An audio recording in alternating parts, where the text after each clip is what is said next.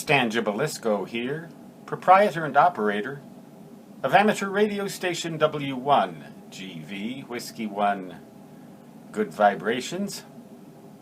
I have in my hands right now the May 2016 issue of QST magazine. On page 9 of this magazine, Dave Sumner, K1ZZ, writes his last "It Seems to Us" column as Chief Executive Officer of the American Radio Relay League. I worked at that headquarters from February 1977 until May of 1979. Part of that time was spent in the technical department, and I remember Dave Sumner was there at that time, just beginning his ascendancy in the organization.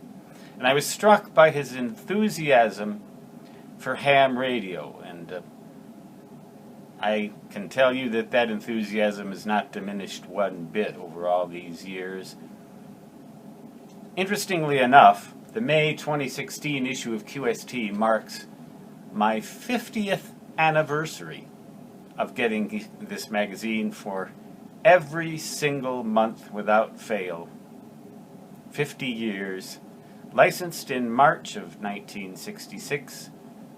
Got my first issue of QST in May. Became a life member shortly thereafter.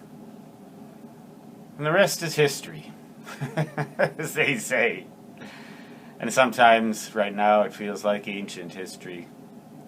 And in some ways it is. Ham radio was a lot different 50 years ago than it is now, and Dave Sumner points out that when he first began his duties as Chief Executive Officer, he would have been astounded had he known the extent to which technology has evolved between then and now.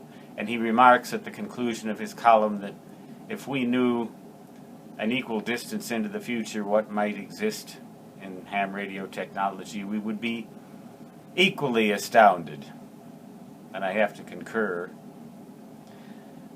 But some things never change.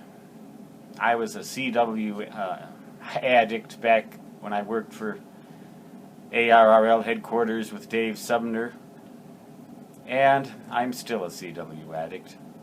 And I use just about the same type of keying device that I did then. That's just my favorite mode of operation. But the manner in which the signal gets from the key to the airwaves has changed drastically. One can only imagine 50 years from now when I get my 100th continuous issue of QST in May of 2066, in between interludes of going out to feed the mouse. Did you watch the movie The Green Mile? Then you know what I mean. Between feeding the mouse and feeding my Vibroplex Vibro Keyer, I'll probably be doing just about the same sort of thing at the keyer level, but how that signal gets onto the airwaves is anybody's guess. There's only one thing that I can guarantee you. The American Radio Relay League will ensure that ham radio still exists in 2066, so that I, 112 years old, will still be able to waggle that paddle back and forth and say 73 and so long, which of course will translate then as it does now into da-da-da-da-da-da.